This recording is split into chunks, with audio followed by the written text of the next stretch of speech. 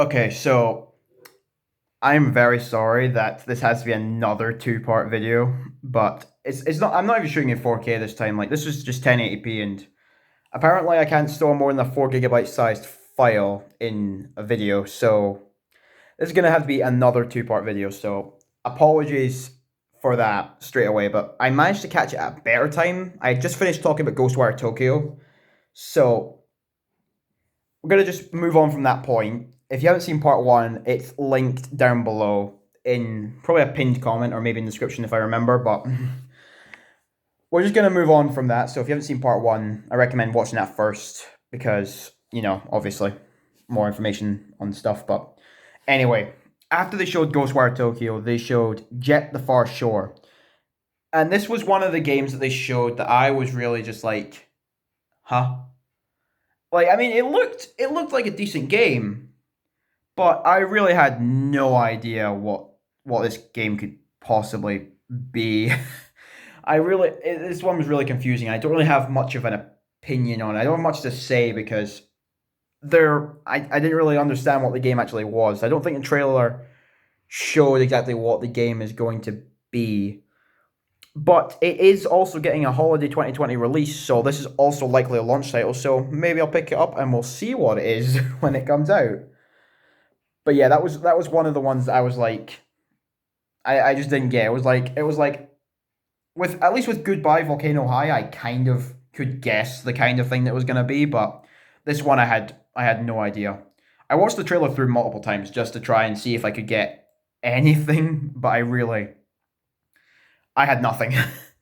So moving on from that, we got a game called Godfall, which looks really interesting. It's like kind of like medieval times, like knights, swords, and stuff like that. I know it's a really bad description of anything, but that's the simplest way to describe it. Like sort of like knights and warriors and stuff like that. I love games like that, but I'm not really sure if this is going to be. I don't know if this is a game that already exists, or if this is a new game, or if it's going to be like if it's going to be have if it's single player, or if it's online only, or if it's both, or if it's. I've heard a couple people say it might be like kind of like Dynasty Warriors, like you're one guy versus like a huge army of like soldiers or villains or stuff like that. It definitely looked interesting. And again, it's getting a holiday 2020 launch, so hopefully it's a launch title because it does look interesting, and I will be checking it out, provided it's not online only. Because I mean, even if it is, I might still get it, but I'm not the biggest fan of online only games. Partially because I have abysmal Wi-Fi, but also because there is they're dated essentially as soon as they come out because it's like the game comes out, then what if the company shuts down 3 years later? Then the game goes offline if nobody buys the servers. If nobody buys the rights to the company, nobody buys the rights to the game, the servers get shut down and the game's done. It becomes a coaster. That's just the fact of the matter. But anyway, moving on from that, we got a game called Solar Ash, which this game looks very distinct among most games. Like this, it doesn't look like a ton of other games, but what I got from watching it was Journey. I don't know if any of you've ever played Journey, but it really kind of looked. It reminded me of Journey. It looks very interesting and it has a very unique art style. I think we got a little bit of gameplay mixed in with cinematic trailers, and it's definitely something I want to see more of. And the visuals looked great on this one. Like it really like this looked really good. Like a futuristic Journey, and Journey was on the PS3 and the PS4, and it already looked brilliant even on the PS3. So I'll be interested to see where this one goes. And this one was given a 2021 release year. Then we got an announcement of a game that was probably expected for most people, but I've never played any games in the franchise, so it was like I wasn't sure if there was going to be another one. I didn't know if there needs to be another one, but the game's Hitman 3. So popular series. People are going to be happy that there's a third part. I'm not sure if this is going to be the last part or if it's like ongoing or anything. I never played one or two or the originals back in the day, so I don't know much about the series. But this did look like a good game, and I'm pretty sure this is another one where everything was running in engine. So if that's the case, it does look It looks stunning, honestly.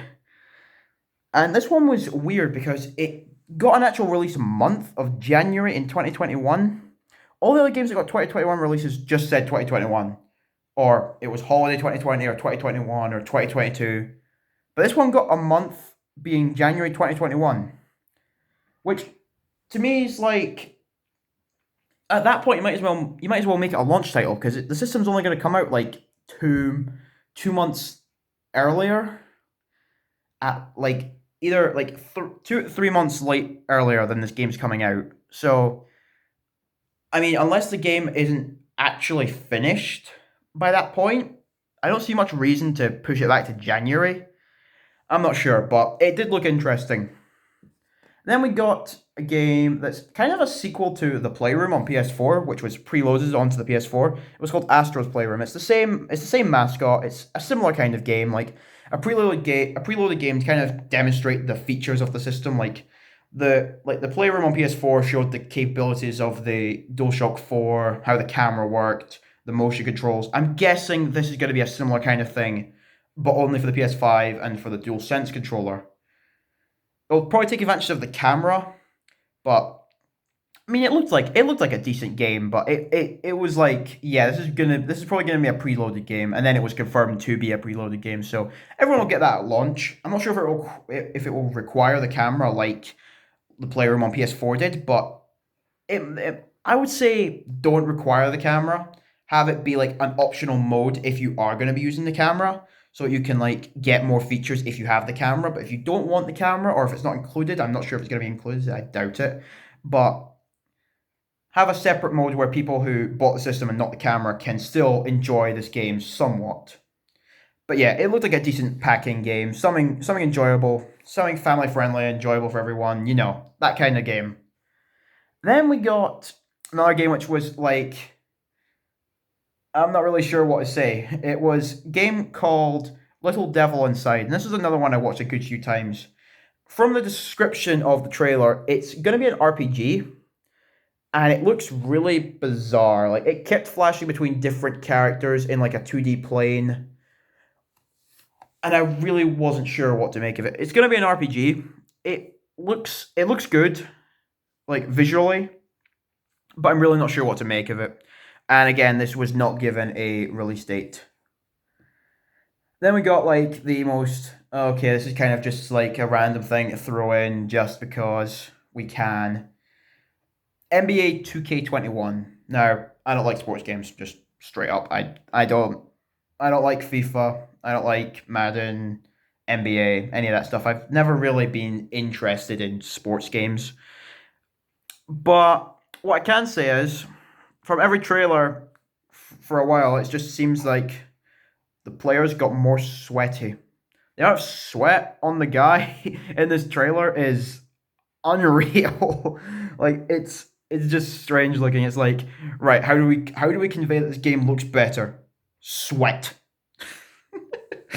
But it was given a unusual release date in comparison to everything else of fall 2020. Now, I don't think that means the PS5 is coming out in fall 2020. What I think that probably means is a PS4 and an Xbox One version will come out at fall 2020, and then a port for the PS5 and the Xbox Series X will come out whenever they come out, probably November. I'm guessing November, but we shall see. It looked fine. I mean, it's a basketball game. It's like, yeah, I'm not too interested in that to begin with, so. But that was like the only game where I was like, right, okay, this is just kind of a fillery one. Like, yeah, we knew that was coming. It wasn't like we got like, oh, there's gonna be NBA, there's gonna be Call of Duty, there's gonna be FIFA. It's like, that was the only real one that was like that for me. But I'm sure this would have been really interesting for anybody who likes, NBA games. But I mean, it was pretty obvious that the next NBA would come to the PS5. I doubt anyone was like, oh my god, NBA on the PS5? Really? I wasn't expecting this. But anyway, after that we got into another bizarre game. Not in the same way as Goodbye Volcano High, in its own completely different way. It's a game called Bugsnax. And this is one of the most bizarre trailers I've ever seen in my life. It looks absolutely hilarious. And I was just sitting there like, what is this? Like it just like it seems decently interesting. It's got a pretty decent concept. Like I'm pretty sure the idea is you play as an animal on an island, like a anthropomorphized animal, like a cartoon style. You're on this island and you're probably trying to like survive or something. Like it could be like Animal Crossing, but on the PlayStation, maybe. It seems pretty funny. Like it might just be worth getting just for the joke. But at the end of the trailer though, it seems to take like a darker twist. So maybe there's more to it than meets the eye. But it definitely grabbed my attention. But anyway, you play as a character, and anything on the island you can like it's it's like you're playing as a character. Yeah, I know I've said that a million times, right? But your character can like interact with creatures that all look like, food. Like an example they showed was a strawberry that was a bug. It's so bizarre, but it definitely grabs your attention. And like I said, there could be a dark twist. There could be some sort of dark twist at the end, or not the end, in the game somewhere. And this one was a holiday 2021, so it could be a launch title again. Then we got a really, really awesome looking game. We got a remake of Demon's Souls, which was a PS3 exclusive from the company that brought us Dark Souls. This is like their precursor to the Dark Souls series, which obviously is, famous for being absurdly difficult. This remake looks stunning and it's absolutely amazing. But some details have come out about the game which are pretty interesting considering like how much we still don't know about the PlayStation 5, but apparently there's gonna be like customizable options for the visuals, kind of like what you get on PC, but not quite as advanced. Like apparently there's gonna be an option where you can choose to have a higher resolution at a lower frame rate. So maybe like you want 4K ray tracing, but you only get 30 frames. And then there's gonna be an option where you can get 60 frames, but you're limited to 1080p or 1440p, and you've not got ray tracing. Apparently, like there's going to be different visual options. That's what people are guessing is going to be the case. Which I mean is fine. I mean, if you rather a higher frame rate for a specific boss battle, so you can like see what's going on better. If you don't need ray tracing when you're up against a super hard fight, then maybe it would just make sense to turn that off. And maybe if you're just like walking around and you'd like to see the land in all its detail, then you can turn on the ray tracing 4K and only live at 30 frames. It's a pretty good idea, and if it has to be done that way, of course, I would rather everything just, ran smoothly at 4K. Like, I think 4K 60 frames per second is like the sweet spot. I think anything more than that is a bit overkill.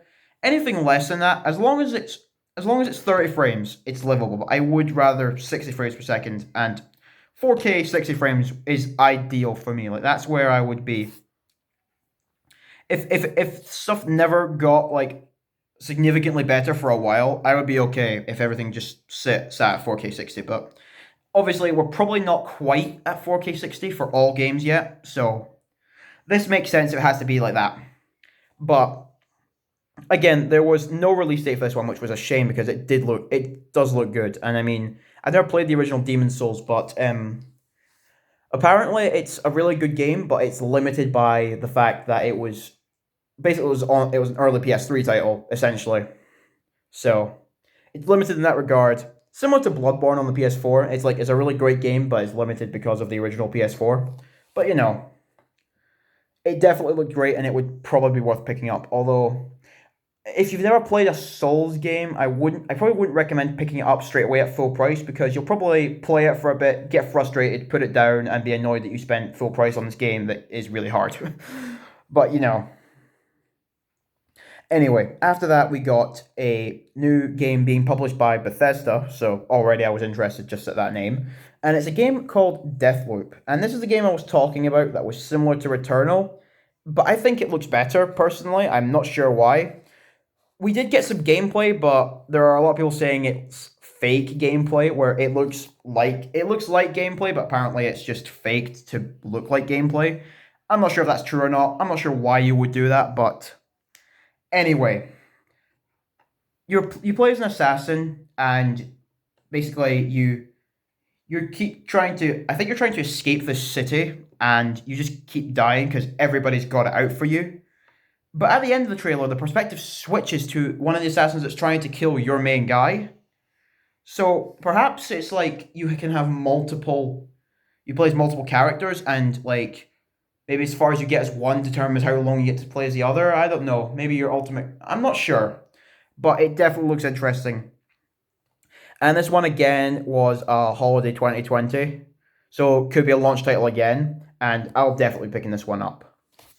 Then we got a trailer for Resident Evil 8. People have been looking forward to Resident Evil 8 for a long time, so this was a pretty good. It was pretty good to see for all those people. But initially, they were like they didn't want to say it was Resident Evil 8. Like it was was going along. The trailer was done, and then it just said name Village, which is the subtitle. So it's Resident Evil 8 Village. But then they highlighted like the first four characters, so it's the Roman numeral 8, and I thought that was a really cool detail. The trailer itself didn't run the best. Like there were certain parts that looked much better than other parts. And this one was given a 2021 release year. But it looked good, but I mean, like I said in I think I said part one. It was probably part one. Yeah, because I was talking about Ghostwire, but I'm not a biggest fan of horror games, so probably won't be picking this one up, but it definitely looks really good for like fans of horror games. Although the trailer could have been better in my opinion. I'm guessing it wasn't entirely ready to be shown, but they just wanted to show Resident Evil 8 to be like, hey, it's a thing, it's coming. And apparently there's not going to be a previous generation version, and people are getting really annoyed about that. And I'm like, wait, you're telling me that this company is making a new game for the new console? No way, that's just pure evil. No way would they just make it for the new stuff. Yeah, I don't get people sometimes, but it's like, why wouldn't they? Like, I would never expect a company to make their game for an older piece of hardware when they have a newer piece of hardware that's going to get pushed much more by the manufacturers and by other developers. So it's nice if you get a previous generation version, but I mean, how many people are realistically going to play the older version when you have the newer version and it looks substantially better? But you know. So we've got two more games to go. The penultimate game that they showed was a game called Pragmata. And what I thought of this was think The Last of Us, but futuristic, and instead of a survivalist, it's like a spaceman. It's the same kind of thing, like an older man meets a younger girl who's like, looks like teenage years, and girl has some special power or special ability or thing that makes them unique to the situation and and can possibly help the situation that the world is facing. Like it looks like a kind of like deserted world that this guy is exploring, and then he just finds this girl, and she has this some sort of power that is probably unique to her.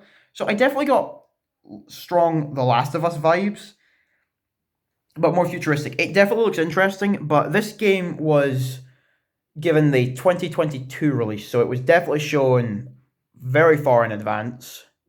Which, I mean, yeah, I guess, but probably didn't need to be shown this early, but it does look interesting, and I guess this gives them a lot of time to build up some hype. But the last game they showed off was Horizon Zero Dawn 2, which is called Horizon Forbidden West. I've yet to play Horizon Zero Dawn, but this trailer looked brilliant. Like, this game looked amazing. Like, I'll definitely be getting it, provided I like Horizon Zero Dawn, which I think I will. It's kind of like my kind of game. But we got no release for Horizon Forbidden West. We got some gameplay showing, which looks great, and all the trailer was in engine, so this game looked absolutely amazing, and I'm kind of upset this isn't a launch title because a lot of people wanted it to be a launch title, and I think that would have been a great system seller at launch. But that wraps up the conference because after that they just showed the console and they showed the accessories, and then that was it. But overall, I think it was a really good conference. They showed off a lot of good games, a lot of great looking games, and I'm definitely happy with it. And the design of the console, while polarizing for most people, is definitely good. While it's a polarizing design, it's like all the design is polarizing. It's got a lot of character. I like it. I tried more of this in part one, but the system is the way it is. They're not going to change the design of it this late because mass production has probably already started. So complaining about it realistically is going to do nothing. There's no point in complaining. But that's all for the conference. So what I think we should probably discuss briefly now is what Microsoft and Nintendo plan to do about this. We'll start off with Microsoft because it's a bit easier to talk about. They've got an event coming up in July where they're going to be showing some first party games. We know Halo Infinite's going to be there, Halo Infinite does look good.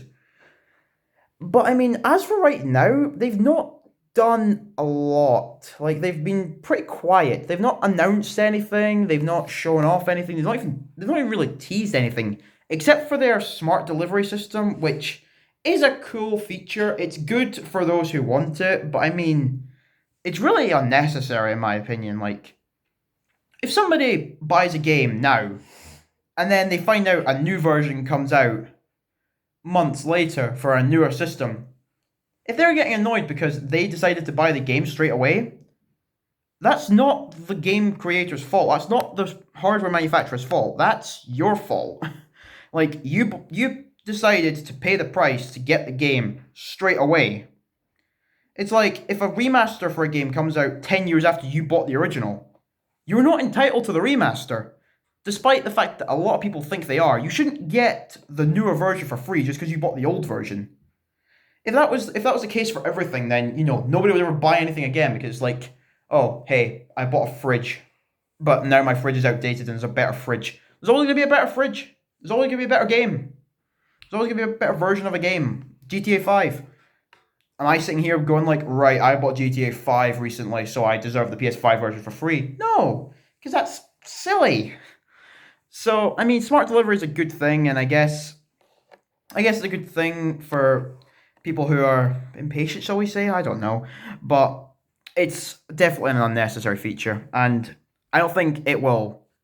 I think it will help in marketing, just like backwards compatibility will help in marketing, but I don't think it's going to be like, right, I'm getting an Xbox Series X because it has this feature. It's not gonna be a system seller. It's consumer friendly, but it's not like, right, this is why I need a Series X. It's not gonna do that, anything like that. And then there's Nintendo who has again kind of done nothing. But at the same time, do they need to? The Switch is still selling incredibly well, but they've not got any really big games coming except for the new Paper Mario game, which does look good, to be fair. But they're not really doing anything else at the moment, and I'm not sure if they really need to because the Switch, like I said, is still performing incredibly well. There isn't a lot of need to really do anything big right now. Like, yeah, it'd be nice if they did, and I'm guessing when the PS5 and Series X come out, that unless the Switch does something really big really soon, it might get left behind a little bit, but not too much. I don't think Nintendo is too worried about the PS5 and Series X, really, because, like, they've been doing pretty well so far with severely underpowered hardware. Now they're going to be absurdly underpowered, but I think the Switch will still succeed. It will still do well. And eventually there will be a successor to the Switch, and I don't think that's anytime soon. I'm thinking probably 2022 at the earliest for any sort of successor to the Switch. There might be a new model, the Switch Pro, which definitely exists. Huge air quotes. But, I mean, other than that, there's not really a lot to talk about until we get to July, where we have Microsoft's Series X showcase, where we get to see more. But, I mean, they've not really done anything, and I'm not sure really what they could do. Like, Microsoft is pretty obvious. show some games. Do something with the millions of companies you have bought. Use one of your IPs. Just do something that isn't Halo or Gears of War or Forza. We all know Halo is coming back. We all know Gears of War and Forza are coming back. They're the only things you ever produce, really. And you have so many more IPs. Just make something with one of them. But it's like I don't really know other than that. And I don't think Nintendo really needs to. I don't think Nintendo are too concerned at the moment with the PS5 event. But speaking of Nintendo, you might have seen the PS Vita sitting here in part one, and it's still sitting here now. What is the significance to that when we're talking about PS5? That's kind of what I want to just finish off here with. Like, despite how successful the Switch has been, Sony doesn't seem too interested in making another handheld, which is a shame. Because the PS Vita is a brilliant handheld. Like, I love the thing. It has a smaller library than the 3DS, but the hardware of the Vita is leaps and bounds ahead of the 3DS. But I mean, in a world where the Switch exists, could there be a successful PlayStation handheld? I think there could be. I think that Nintendo has shown that the market for a handheld console is still there. And you might be saying, well, most people might buy the Switch just to play it docked. Well, that's not true. Most people use the Switch as a handheld first and a home console second. So much so that in Japan, there's a bundle of the Switch where it's just the console, like no dock, the original Switch with no dock, just the console. And Nintendo proved that as well by releasing the Switch Lite. You don't see a Switch version where it just plugs into the TV, no. Most people are using it portably. So the market is still there. I definitely think a Vita successor could be a thing because the PSP coexisted with the DS, and while the DS definitely outsold the PSP, the PSP sold 80 million units. That's not a lot. That's not a small amount. Like, people always say, oh, the PSP, yeah, it was just destroyed by the DS. It might have been, but the PSP sold incredibly well. Most consoles don't get anywhere near 80 million sales. Like, the N64, which people consider this great success that was so amazing at the time, and it was just, it was so brilliant, and it had so many games, had sold less than half what the PSP sold, had less than half of what the PSP game library was. I think a new PlayStation handheld could succeed. I just don't think Sony has too much interest in making one after the Vita failed. But the Vita's failure was Sony's own fault. I plan on doing a video talking more about the PS Vita because I don't have a lot of time to go into it. It's very complex story. Well, not complex, but pretty long story right now, Like, this video is now, like, nearly an hour long if you're watching both parts together. So I don't really want to go into the Vita story, and then that would mean there has to be a part 3 to this, and we don't want that. But I think, in conclusion, I think a new PlayStation handheld could definitely be successful. But Sony just has to, put more effort into it than they did with the Vita. And for the love of God, don't use proprietary memory cards. Just don't. There's no excuse, there's no reason. It's just dumb, it's just bad, it's awful. And if you do, make them the same price as a micro SD card. That's fundamentally all it is in a different shape. So anyway, to conclude, the PS5 design I'm a fan of. I think the PS4 looks better, personally. But I think the PS5 has a lot of character. It's going to stand out a lot, and it can be laid flat for anybody wondering. Like, you can lay it flat. It's going to be pretty big, but I think it looks really good standing up, so I'll probably leave it standing vertically as opposed to laying it flat. But I'm a fan of the design. A lot of the games shown off speak to me personally. I think a lot of the games that we're showing off here are going to be really good games. And even the games that I'm not too interested in, like NBA and Resident Evil, they're still going to be great games. Like, for the markets that enjoy those games, they're probably going to be phenomenal games. Like, I'm not gonna sit here and be like, "Oh, NBA is a bad game because I don't like it." No, it's probably gonna be a great game. I mean, for everybody who enjoys sports games, it's gonna be a new NBA. For anybody who loves basketball, it's gonna be a new game that they can play. It's gonna be awesome for them. But stuff like Gran Turismo 7, Spider Man, Ratchet and Clank, Project Athia, Deathloop, a lot of these games look amazing, and I'm definitely looking forward to the PlayStation 5.